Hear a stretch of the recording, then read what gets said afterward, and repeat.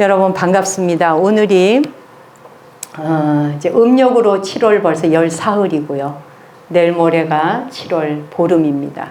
그래서 7월 보름의 백중을 이제 맞이해서 오랜 전통으로 불가에서는 자기 자신을 스스로 건져 올리는 구제하고 또 돌아가신 영가들에게는 감사드림과 동시에 그분들과 더불어 다 같이 해탈합시다 라는 해탈의 길을 열어주는 날, 그렇죠?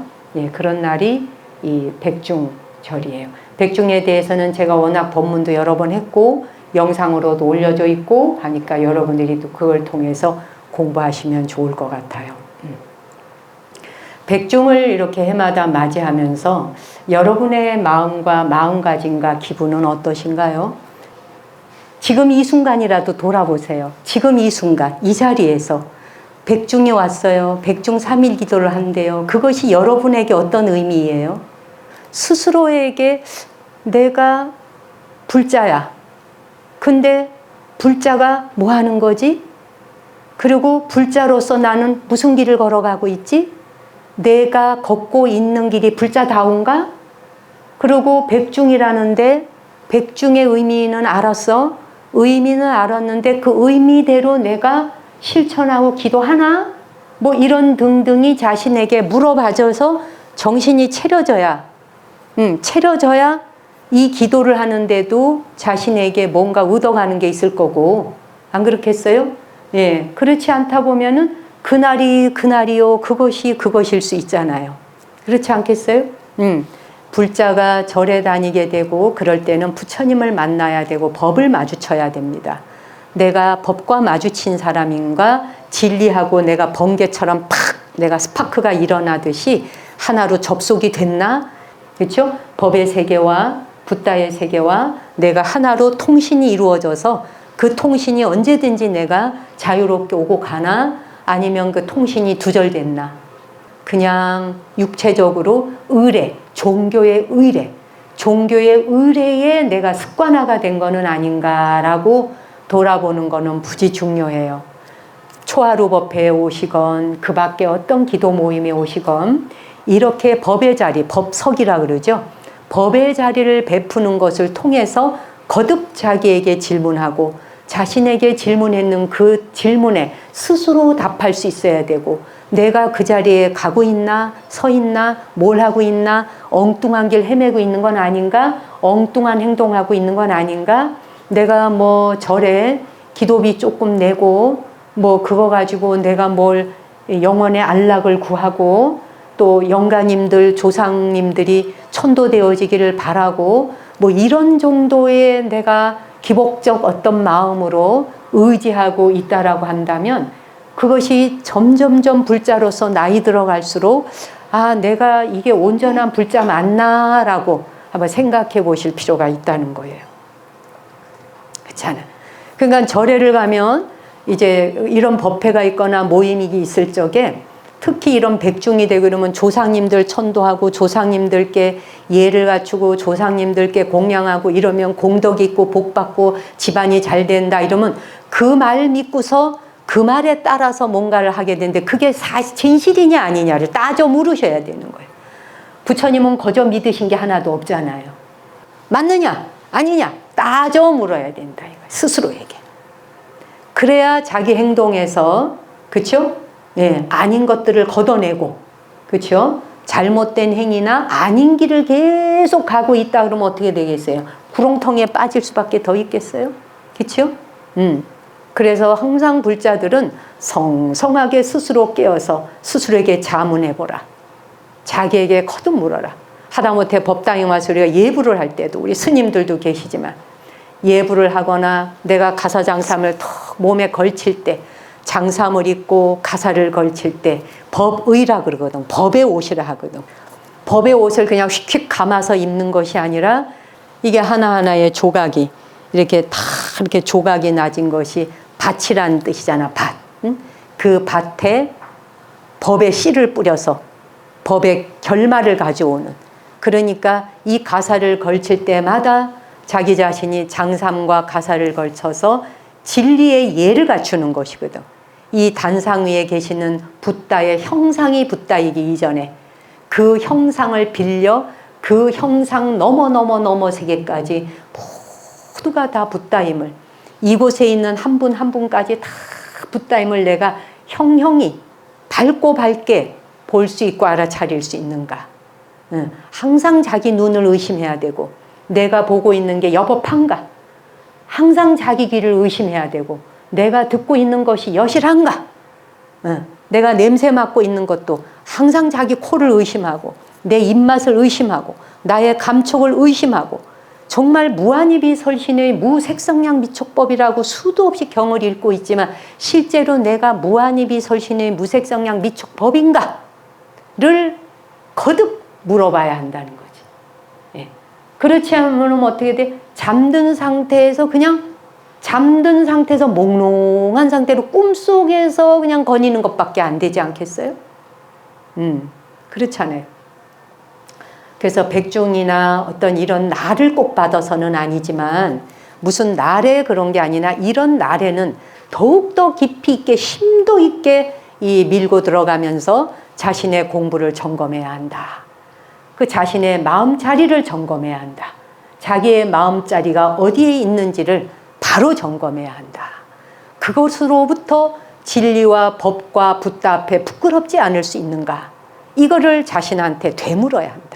그러니까 다른 사람하고 다른 사람 쳐다보고 이 사람 업과 저 사람 업과 업이 뒤엉켜가지고 남의 업 가지고 지 업까지 뒹굴어서 꽈배기 꼬듯이 꽈가면서 괴로움을 당할 일이 아니라, 그렇죠? 네. 사람 바라보면서 업장대로 그냥 거기 휘말려 들어가는 게 중요한 게 아니라, 그러한 업을 업이다라고 보고 뚝 떨어질 수 있는가? 그러한 경계가 내 앞에 밀려왔을 때 그것으로부터 내가 당당할 수 있는가? 담대할 수 있는가? 그 경계를 내가 훌쩍 넘어설 자신 있는가? 그럴 정도로 내가 마음 근력이 탄력이 있는가? 그렇죠? 육체적으로, 정신적으로, 그 다음에 내 마음 상태와 이 모든 것들이 사바세계가 펼쳐놓은 수많은 장애물들, 이 장애물 경계를 내가 거뜬하게 뛰어넘을 수 있는가? 그렇잖아요. 제일 중요한 게 내가 그 수많은 장애물들을 거뜬히 뛰어넘을 수 있는가. 여러분들이 조금 전에 그러셨어요. 백중이 되면 부모님을 포함한 모든 조상님들께 감사합니다 라고 했어요. 이것 또한 물어봐야 돼. 물어보라는 거예요. 그것이 당연히 조상님들과 부모님께 감사해야 되는 게 사람 노릇이지요. 그런데 진실로 자기가 무엇을 감사하고 있고 진정으로 감사하고 있는가? 감사함이 내 안에 사무치는가? 감사함이 사무치면 어떻게 하게 돼 있어요? 감사가 사무치고 모든 유주무주에 보이지 않는 영각까지도 다 이고등락하기를 바라는 것이 간절하다면 말이에요. 그렇죠? 그렇다고 한다면 내 행동과 내 말과 모든 것들이 어때질까? 달라지겠죠? 안 달라질 수가 없죠? 그런데 감사하다라는 말과 더불어 내가 혹시 주워 들은 말로 감사하고 있는 건 아닌가 물어야 된다는 거지. 내가 훈련되어진 것으로, 그렇지? 훈육되어진 것으로 주워 듣다 보니 누군가의 목소리를 통해 인간은 감사해야 되는 것이다. 누구에게? 부모님에게. 그 다음에 부모의 부모에게, 조상님에게도 감사해야 된다. 듣다 보니까 내가 습득이 돼가지고 감사하고 있는 건 아닌가. 이거 정말 진실하게 물어볼 필요 있어요. 내가 거기에 다 있나를 점검하시라고요. 그렇잖아요. 안 그러면 스님 그 축원할 때 그냥 주지 스님은 저렇게 안고 시방삼세 연부를 하고 옆에서는 주절주절 막 누군지도 모르는 이름을 막 읊고 있어. 알아서 했겠지. 알아서 읽었겠지. 내 이름 저기 섞여 있겠지. 뭐 그냥 믿어 그냥. 그리고 그냥 막 절을 해. 이거는 굴절 운동이지 않겠어요? 그렇죠? 우리 솔직하게 얘기하자면 굴절 운동이지 않겠어요? 종교가 종교여서는 안 돼요. 종교라고 하는 그 골격이 여러분을 뒤바꿀 수 있고 뒤흔드는 무엇이 되어주어야지 돼요. 종교가 의식과 의례에 여러분들이 거기에 그냥 습관화되어지다 보면 안 하면 불편하고 하면 마음이 편해. 일시적으로 편안함을 구걸하기 위해서 하는 기도여서는 자신도 불쌍해지고 부처님께도 욕된 일이고, 그렇죠?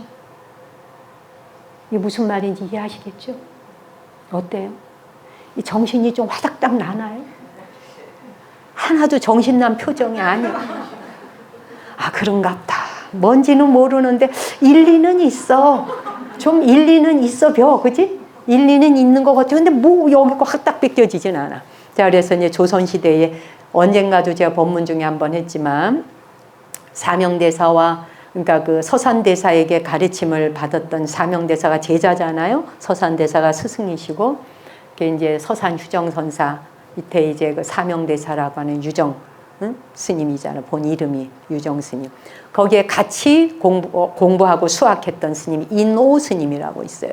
예, 이분도 임진왜란 때 승병을 일으켜서 3년 동안 전쟁에 나아가고 전쟁을 막기 위해서 막 그 애쓰셨던 그런 스님이세요.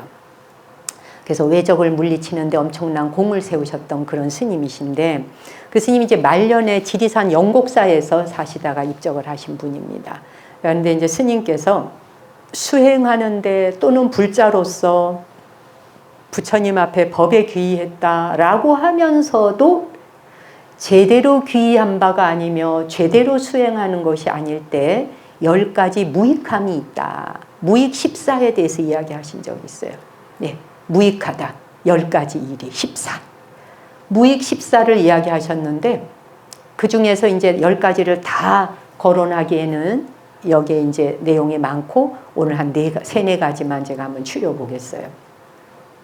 첫째는 마음자리를 돌보지 않으면서 경전을 읽어. 마음자리를 돌보지 않으면서 기도를 해. 이거는 무익한 것이다. 이게 1번으로 뽑았어요.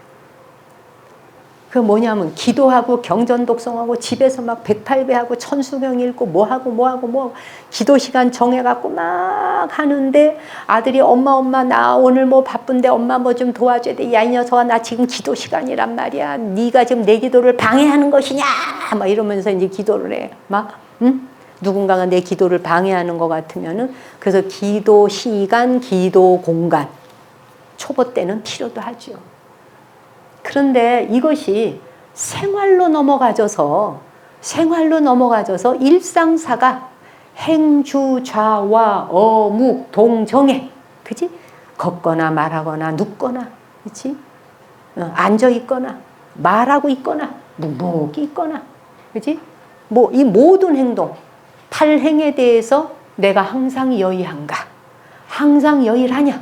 요게 점검표란 말이에요. 그렇죠? 그런데 마음자리는 하나도 안 바뀌어. 마음자리는 그대로 있어. 마음자리 그냥 있다는 건 뭐야? 지 업대로 그냥 산다는 거예요. 나 건드리지 마. 그래서 건들면 어떻게 돼? 싸움 나는 거죠. 그렇죠? 그래서 마음자리 바꿀 생각 요량은 없어. 왜? 이미 애고한테 목 뺏긴 거지 뭐. 그냥 이 붙들린 거지 뭐. 강아지 개목걸이 붙들린 거예요 그냥. 그래서 거기다 맡겨놓고 나는 이렇게 살 거야. 날 건드리지 마. 날 건드리는 사람은 어떻게 돼? 차 가서 들이받고 남의 집 유리창 깨고 난리 나죠? 그게 뭐 자기 건드리면 난리 나는 거잖아요. 풍비박산 나잖아요. 마음자리는 전혀 돌보지 않아. 즉 업에 대해서는 내가 다 식견 있게 바라보는 바 없이 그러고서는 이제 막 경을 읽어. 마음자리를 내가 돌보지 않고 내 마음자리가 어디에 있느냐라고 하는 자기 업풍에 대해서는 전혀 점검하지 아니하고 경을 읽네 뭐를 하네 하는 것은 이익이 없다. 그냥 질러서 말씀하신 거예요. 그렇죠? 실제로 여러분 자신을 돌아보니 어떤 것 같아요? 그럴 때 많았죠. 그래서 종일 연불하고 기도하고 이 경전 독송을 해도 내 마음 상태가 어찌 되었는지를 돌아보지 않으면은 말짱 꽝 기도될 수 있다. 이게 굉장히 중요한 말씀이에요. 그 다음 2번째는 뭐라 그랬냐. 본래의 성품이 공함을 모르고는 좌선한다는 것 자체가 부질없다. 이분이 이제 참선하신 분이니까 좌선이라고 하는 건 하나의 비유를 든 것이고 좌선 포함 모든 것이에요. 예, 기도라든 뭐라든 본래의 성품이 공하다 하는 것을 몰라. 본래 공하다는 사실을 인식하지 못해. 그런데 앉아서 좌선을 해. 그거 무익하다 이랬거든요. 일단은 요 두 가지부터 한번 보자 이거예요. 자, 그래서 마음 돌보지 않으면서 우리 보세요. 마음을 돌보지 않으면서 경전을 본다, 뭐를 하네 라고 했을 때 법당에서는 막 신신나서 우리 이제 좀 이따가 막 금강경 같이 읽을 거예요. 그래서 이제 영가님께 이제 경을 한 편 읽어드릴 건데, 경을 읽는 동안 뭐 같이 읽으니까 막 신바람 나지. 그냥 뭐 한 거 같아. 뭐 한 거 같으면서 만족이 오잖아. 뭐 한 거 같아서 만족이 오는 여기에 진짜 속으면 안 되는데 우리는 요거 깔딱깔딱 속아갖고 이제 온단 말이에요. 그렇죠? 그러다 보면 마음 상태는 건강하질 않아. 건강하지 않고서 삐뚤어져 있는데, 삐뚤어져 있으면서 이익이 없다는 얘기예요. 그 다음에 이제 두 번째, 본래의 성품이 공함을 알지 못하면 좌선해도 무익하다. 이게 굉장히 중요한 말씀인데 정신 바짝 차리고 들어보세요. 바짝 졸지 말고 바짝 정신 바짝 요리로. 그런데 불자가 부처님 제자로서 이 어쨌든 불교라고 하는 가르침을 따르는 사람들이잖아요. 그런데 반야신경 매일 읽잖아요. 뭐 절에 왔다 하면 반야신경 안 읽는 분 없죠, 대한민국 안에. 그러면 도대체 그게 무슨 말이 담겨 있는 거야? 이거 한글로 해석한 거 말고 이 의미가 도대체 뭐야? 한번 궁금해야 된다 이거. 본성이 공하다 하는 것을 우선 이론으로라도 먼저 이해해야 돼. 공하다. 그러니까 이제 오늘부터 이런 거지. 자기 몸을 보면서도 빈 거야. 사람 옆에 보면 나 빈 거야. 자동차 타고 가면서도 저 차 다 텅 빈 거야. 뭐 말하자면 말이에요. 응? 여러분 눈앞에 보여지는 모든 대상을 텅 빈 거야 라고 볼 수 있는 일단은 이 연습을 해봐야 되는 거예요. 비어있다. 텅 비었다. 뭐가 비었는지 모르는데 비어있다. 그러면 이제 이 안에서 그러죠. 비기는 뭐가 비었냐? 네 눈에 보이는데 다. 그러잖아. 그런데도 뒤지면 안 돼. 물러서면 안 되고 비어있어. 그냥. 그치? 이론으로라도 먼저 이해해야 돼. 그래서 이 자아라고 하는 셀프가 그러면 힘이 약해지기 시작을 해. 비어있다라고 하는 사실을 이론으로라도 이해하기 시작하다면 셀프가 강력하게 힘을 쓰던 것이 차츰차츰 힘이 미약해지기 시작하는 거예요. 나라고 하는 주체가 없으니까. 비어있다는 건 뭐예요? 공하다는 거. 나라고 하는 주체 없다는 거 아니에요? 나라고 하는 주체가 없으니까 자아라고 하는 셀프가 있겠어요? 없겠어요? 이론으로 일단 있겠어요? 없겠어요? 없죠. 그러니까 없다 있다의 개념도 아니나 사실은 없다 그러니까 나 있는데 뭐라고 할 수 있잖아. 자, 공이라고 하는 것을 이해했다 그래서 내 삶에 대해서 무관심해진다는 말이 아니에요.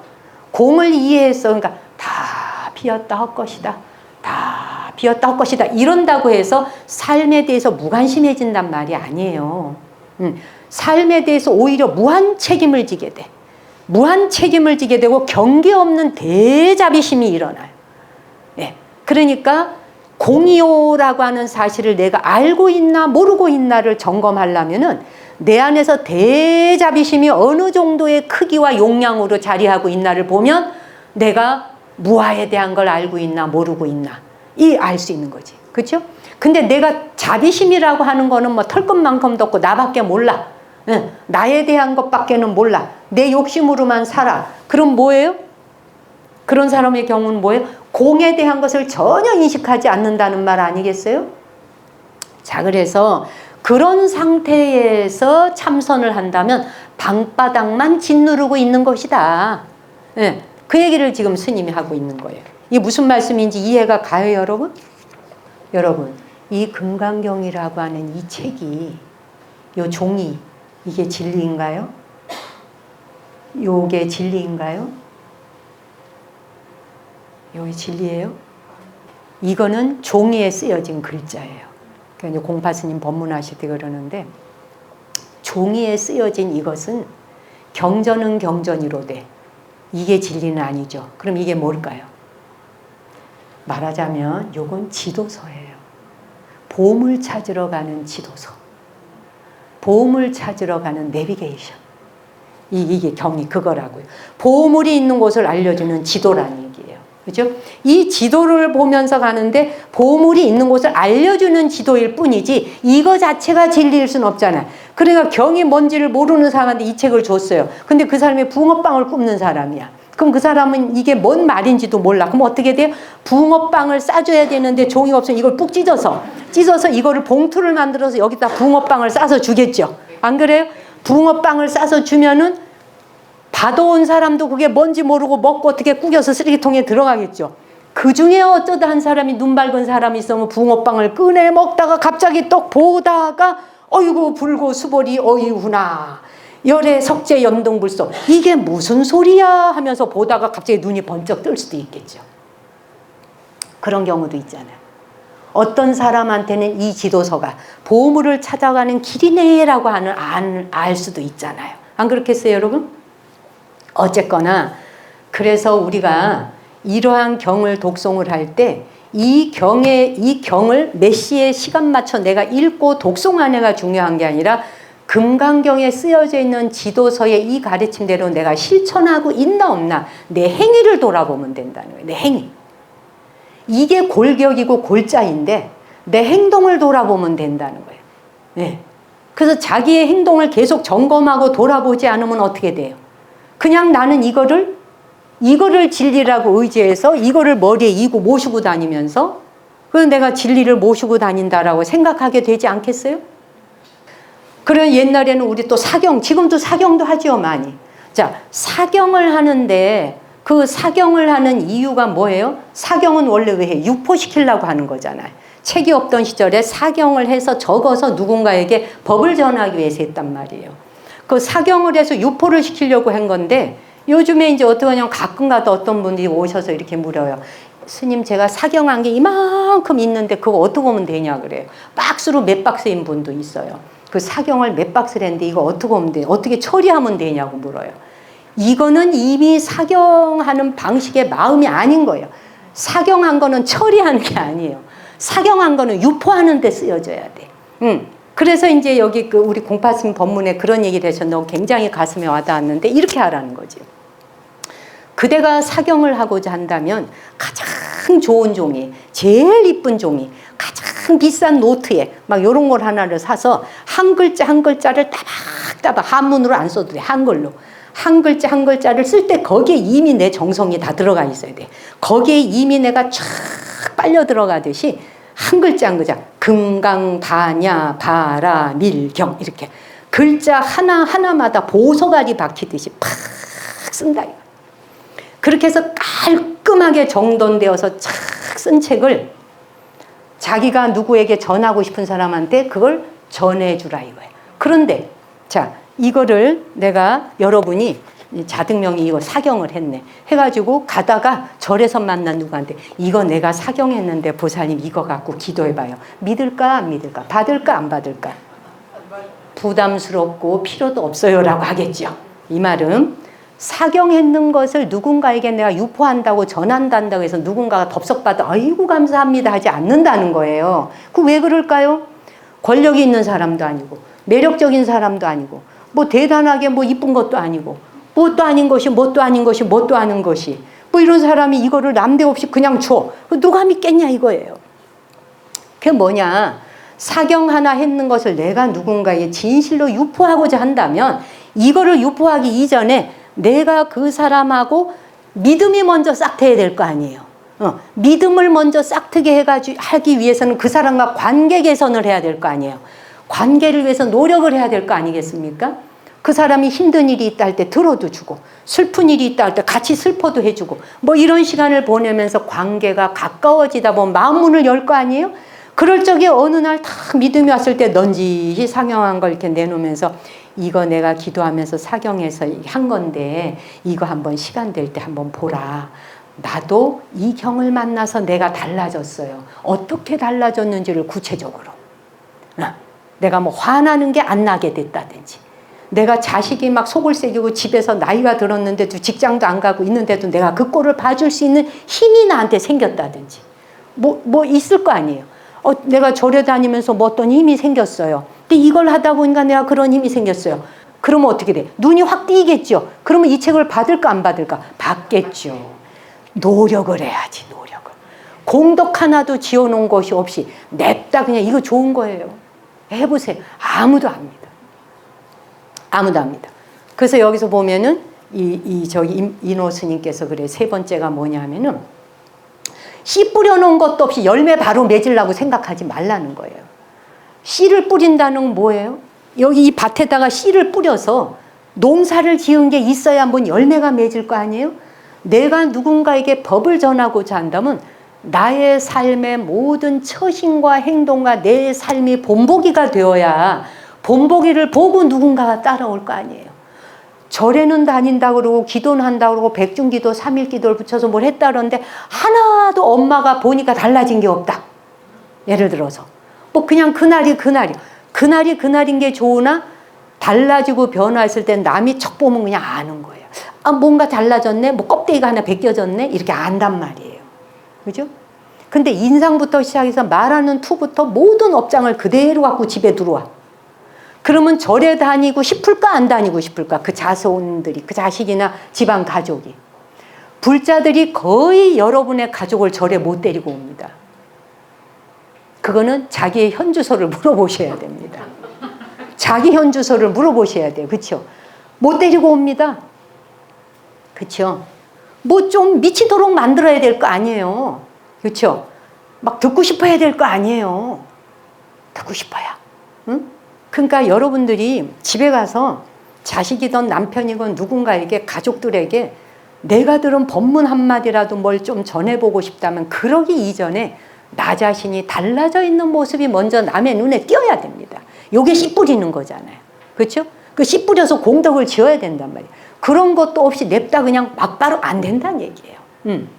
그래서 아까 왜 모든 것이 공하다라고 하는 이치를 모른 채 좌선하고 있으면 소용없다는 말, 요거 하나 붙들고 늘어져 보자고요. 모든 것이 공하다라고 하는 말이 뭡니까? 다 텅 비어 있다인데 이 말은 뭘로 비유를 들면 좋으냐? 영화관에 갔을 적에, 영화 상영을 할 적에 상영관에서 스크린에 나오는 그 화면에 있는 그것이 현실이에요, 아니에요? 아니죠. 아닌 거 아시죠? 지금 우리 앞에 펼쳐져 있는 이 모든 것이 상영관에서 영화 상영하고 있는 거하고 다른 게 없다는 말이에요. 그게 반야신경 내용이에요. 예, 우리 여기 스님들하고 같이 이제 박문호 박사님한테 강의 들었을 때 그런 얘기를 해주셨어요. 우리 인간은 태어나는 순간, 인간은 10달 만에 태어나잖아요. 코끼리는 20개월 만에 태어나거든요. 침팬지나 뭐 이런 동물들도 다 거의 1년 안에 태어나. 11개월, 10개월, 11개월이에요. 코끼리는 20달 동안 아이를 입태해가지고 600 며칠인가를 임신한 상태에서 이따 새끼를 낳아요. 근데 거의 모든 생명체들이 태어나면 바로 뻗떡 쓰죠. 인간만 못 쓰죠. 그냥 누워서 앵알앵알 되죠. 인간은 태어날 때 50%로 태어나고 50% 미완성으로 오죠. 그 왜 그냥 브레인 때문에 그래. 뇌가 더 커져서 태어나면 안 돼. 이 뇌가 커져서 나면 산모가 죽죠. 위험해지죠. 그러니까 뇌가 반만 만들어졌을 때 나와야 되는 거예요. 그래서 10개월 만에 나온다 이거예요. 고양이나 쥐나 이런 모든 것들은 어떤 현상과 물건을 보거나 하면 어떻게 돼요? 막바로 그냥 바로 반응이 가죠. 뭘 보는 순간 팍 댐비잖아요. 인풋과 아웃풋이 붙어 있잖아요. 이놈이 안 떨어져. 보는 순간 지각 반응이 바로 일어나서 행동하잖아요. 자, 그런데 인간은 아이 때에도 그렇게 해요. 조금 아장아장 걷다가 입에 뭐만 이런 거 잡으면 입으로 다 가지고 가잖아. 이것이 먹는 것이다 안 먹는 것이다 판단이 없죠. 인풋과 아웃풋이 나뉘어져 있잖아. 그냥 행동하는 거예요. 그냥 내지르고 봐요. 그죠? 그런데 서서히 이 사이를 갈라놓아서 인풋과 아웃풋의 경계를 갈라놓는 역할을 하는 게 무엇인 줄 아세요? 언어라는 거예요. 말. 언어를 통해서 아이를 교육하고 가리키는 거예요.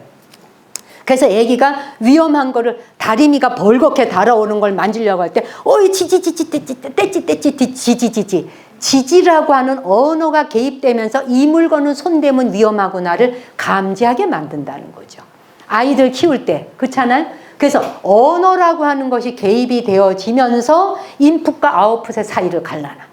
그래서 인간의 경우는 시각과 청각과 감각 기능이 뚝뚝 떨어져 있어요. 그게 운동신경으로 넘어가는 영역까지.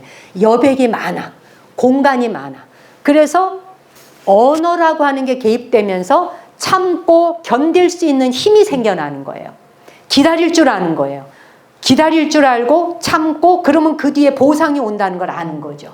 그래서 언어라고 하는 걸 통해서 사람이 사람다워지는 거예요. 그런데 우리가 지금까지 알고 있는 자기가 사용하고 있는 언어, 그 언어의 범주가 무엇이냐에 따라 그 사람을 형성한다는 거지. 도둑놈은 도둑에 관계된 언어를 주고받을 거 아니에요. 사기꾼은 사기꾼과 관련된 언어를 주고받을 거 아니에요. 그렇죠? 거기에 관련된 언어를 주고받아요. 그러면 거기에 한정된 사람이 되니까 그게 자기인 줄 아는 거죠. 이게 공한 도리를 모르는 거죠. 그래서 언어를 바꿔야 범주가 바뀐다는 겁니다. 쉽게 말하면 우리가 사람 되어간다, 이렇게 수행한다, 정진한다, 기도한다는 건 사용도 해보지 않은 엄청난 언어를 사용함으로써 우리 스스로가 원래 존재가 본성자리가 본래 부처였구나라고 하는 것을 알게 하는. 그래서 불자들은 수많은 언어 중에서도 자기가 사용하는 언어가 어떤 언어를 쓰고 있느냐가 무지 중요한데, 천수경 읽으시잖아요. 희박참회 나오잖아요. 그렇죠? 그 다음에 열의 10대 발언문 나오잖아요. 이런 언어들이 여러분의 머릿속에 들어와 있게 될 때 삶의 가치관이 바뀌고 방향이 바뀐다는 거예요. 어떤 언어를 접하느냐에 따라서. 그래서 불자들은 경전에 있는 말씀을 접하게 됨으로써 만나보지 못했던 세계와 접속하게 되고, 그 세계를 접속하면서 나라는 인간을 완전히 초월하게 뛰어넘게 만든다. 아시겠어요? 그래서 부처님의 가르침을 한마디 들으면 내 가슴을 막 흔들어 놓는다든지. 그렇죠? 그래서 제가 3인이 때, 우리 이제 현소스님이 3인인데, 3인이 때 이제 종을, 새벽에 예불할 때 종을 치잖아. 쇠를 칠 때 장엄연불을 해. 그 장엄연불 할 때 막 그 장엄연불 들어가면 제가 막 가슴이 울렁울렁해져. 청산 접점 미타굴 장애망망 정멸공 물물염내 무가에 기간송정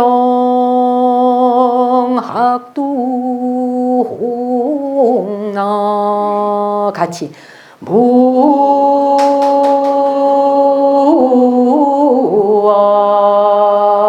무아이미 타부 이러고 종을 둥 친단 말이에요. 그러면은 이런 연불을 하면 제가 막 가슴이 벌벌벌벌벌 떨려오는 거야. 그냥 그 세계가 내 앞에 다른 세계가 펼쳐지지. 청산 첩첩 미타굴, 겹겹이 쌓여있는 푸른 산, 그 겹겹이 쌓인 푸른 산은 아미타 부처님의 법당이로다. 창해망망 정멸공, 아득하고 저 드넓어 보이는 저 바다는 정멸보궁이로다. 물물염내 무가에, 세상 만사의 물물염내, 두두물물이 하나하나의 이 눈에 보인다는 물물들이 물물염내, 그 하나하나의 세상사의 모든 일들이 무가해라, 걸림이 없도다. 그리고 기간송정 학동, 소나무 위에 앉아있는 학, 붉은 머리를 하고 있어서 단정학이라래. 붉을 단자에 이마정자.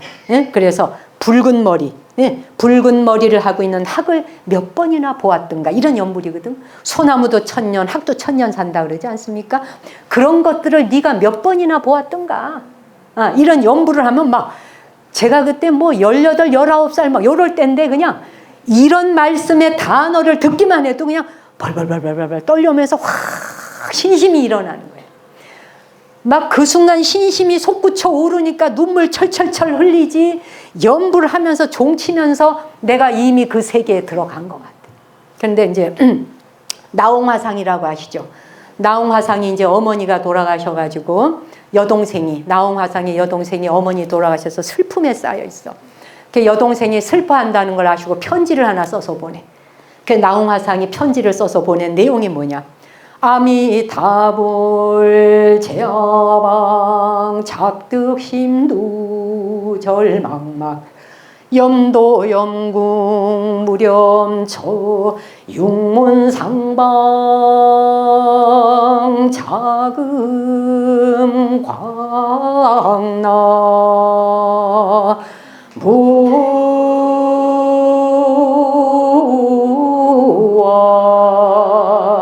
미타부 이 연부를 다 편지로 써서 보내, 여동생한테. 아미타불 제하방 아미타 부처님은 어느 곳에 계시는가? 착득심도 절망망이라.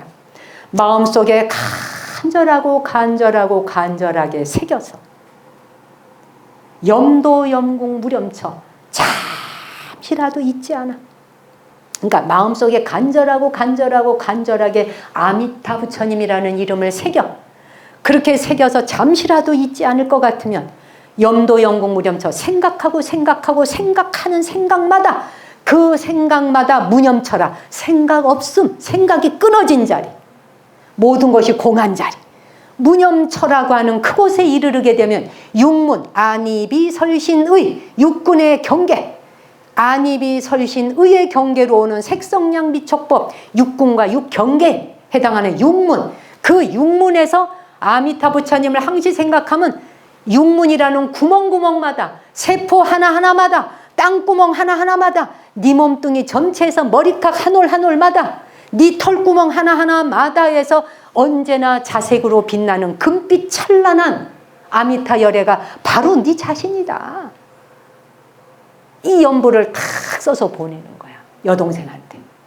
아미타불 제하방. 이거 우리 스님들이 여기서 연부를 하잖아. 내일 모레 제사 모실 적에 이 연부를 다 하잖아요. 우리가 장엄연불. 약인 일념 칙명호 경가원성 무량공이라. 누구든지 일념으로, 약인 일념 칙명호, 무엇을? 아미타불을 부를 것 같으면, 나무 아미타불을 일념으로 부를 것 같으면 경각원성 무량공이라. 찰나간의 무량공덕이 뚜렷하게 다 이루어진다. 이런 연불이거든. 기가 막히잖아요. 이런 언어가 여러분의 그냥 머릿속으로 쑥 들어가. 그 언어가 여러분의 머릿속에 쑥 들어가면 시시콜콜한 거 갖고 싸워, 안 싸워요?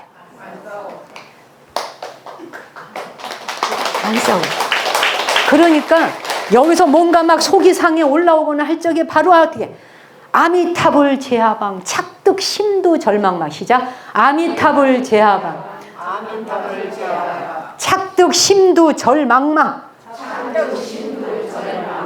염도 염궁 무렴처 육문 상방 자금광.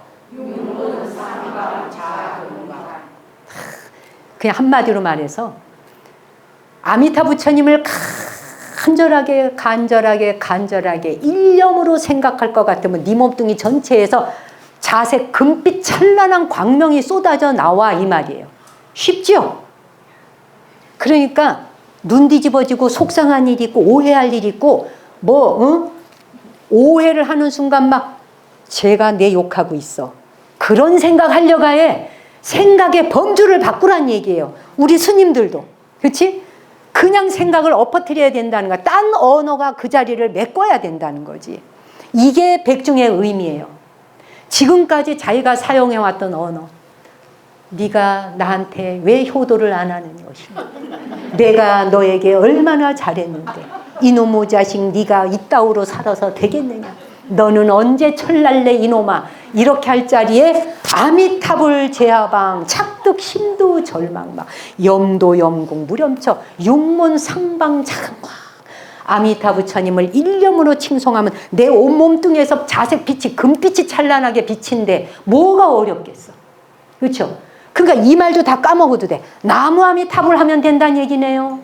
우울해지고 두려워지고 늙음이 불안해지고 이럴 때, 불안 이러면 나무 아미타불 확 바꿔놔야지. 네, 그렇죠? 두려움 나무 아미타불 확 바꿔놔야죠. 단어, 언어 바꾸란 뜻이에요. 어려워요, 여러분? 그게 금강경 내용이에요. 진짜인지 아닌지 해보세요. 내 말이 거짓말 아니지. 부처님이 하신 말씀인데 그러셨잖아. 약인 일념 칙명호라 그랬잖아. 만약 약인, 어떤 사람이 약인 일념으로 칙명호, 무엇을? 명호를 불러.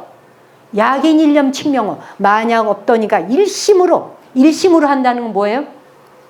일심으로 안 할 때 이러지. 나무 아미타불, 거기 내 친구 자리예요. 나무 아미타불, 그거 갖다 놓으세요. 나무 아미타불, 나무 아미타불.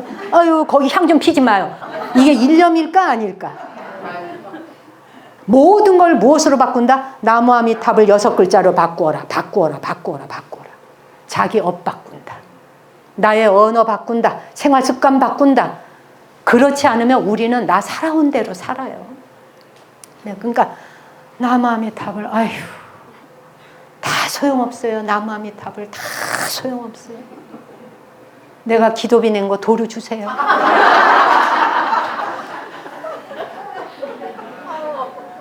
너무 웃겨요 그 말이? 너무 웃겨요? 여러분이 돈 달라 소리는 안 했지만요. 종교 막 바꾸고 딴 데 가서 딴 소리하고 헛소리하고 이거 돈 내놓으라 소리하고 똑같아요. 제가 말은 여러분한테 여러분 모든 것이 공하다는 이치를 우리가 모르면 안 돼요 라고 이렇게 하지만 이미 여러분들은 그 세계에 살고 계세요. 여러분이 모르는 건 줄로 착각하고 잠시 착각하고 있을 뿐이에요. 부처와 중생이 껍데기 벗겨보면 뭐예요? 다 본성자리에서 하나라 그랬잖아. 번뇌망진이 와서 붙지 않도록 하기 위해서 번뇌망진 걷어내는 게 나무아미타불이다. 아주 쉽잖아. 불교의 가르침이 어렵지 않아 여러분. 그러니 우리가 힘들 때 요즘에 심리학자가 그런 얘기합니다. 빼기의 법칙을 하라. 너무 좋은 말이에요.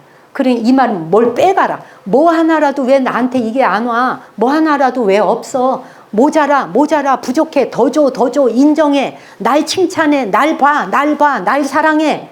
이렇게 얻으려고 하면 계속 고통받잖아요. 그 싸움밖에 안 나잖아요.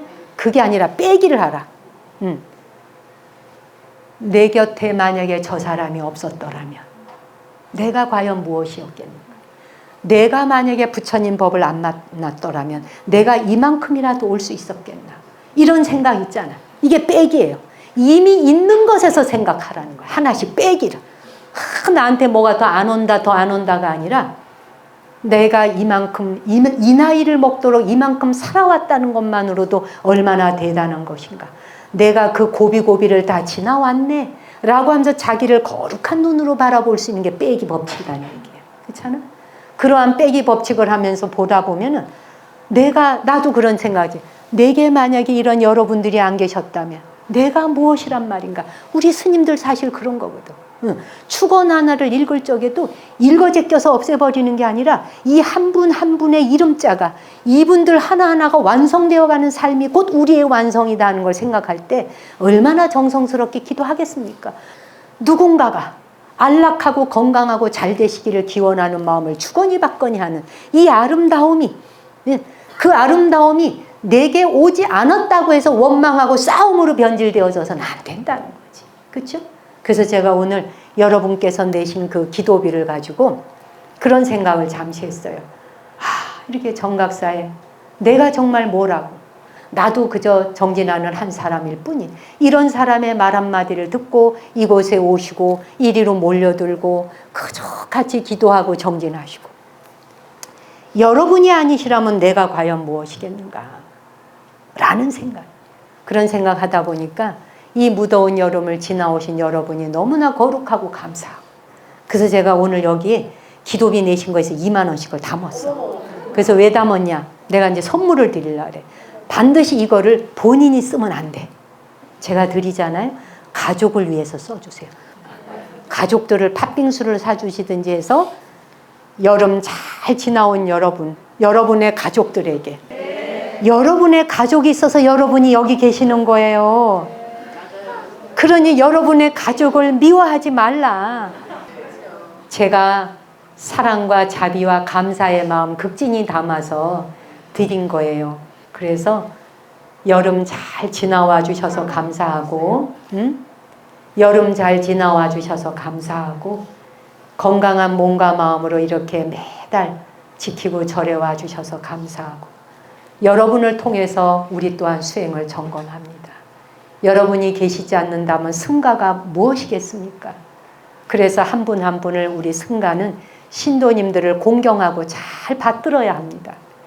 신도님들이 스님들을 받드는 것이 다가 아니라 스님들 또한 신도님들을 잘 모시고 받들어야 합니다. 여러분이 아니라면 이 나라 불교가 어떻게 2000년을 바쳐왔을 것이며, 수많은 불자들이 아니었다면 이 나라 방방곡곡 산천에 있는 이 수많은 사찰들이 어떻게 오늘날까지 보존될 수 있었겠는가. 여러 불자님들의 지극한 간절한 귀의하는 마음이 아니라면 어떻게 우리가 이 승가가 법복을 입고 이 길을 가면서 밥 한 그릇 얻어먹을 수 있었겠는가? 우리가 거룩한 줄 알지만 전혀 그렇지 않습니다.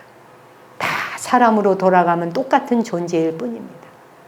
우리는 부처님의 제자라고 이름 걸었으니 우리가 서 있는 자리에서 그저 여러분들의 안위를 걱정하고 여러분 건강하시를 기도하고 어디에 계시든 항상 안전하시기를 무탈하시기를 기도해야 하는 게 우리의 의무이고 사명이고 또한 해야 하는 일이죠. 그게 우리의 기도인데 여러분이 우리의 기도를 받쳐주는 것이거든요. 여러분이 우리가 수행할 수 있도록 여러분이 뒤에서 밀어주시는 거거든. 바람되어 주시는 거거든. 그 은혜를 잊을 수 없죠. 백중에 여러분과 더불어 여러분의 부모님과 돌아가신 조상님들까지 3일 동안 정성스럽게 기도 잘 받들어 모시겠습니다. 고맙습니다.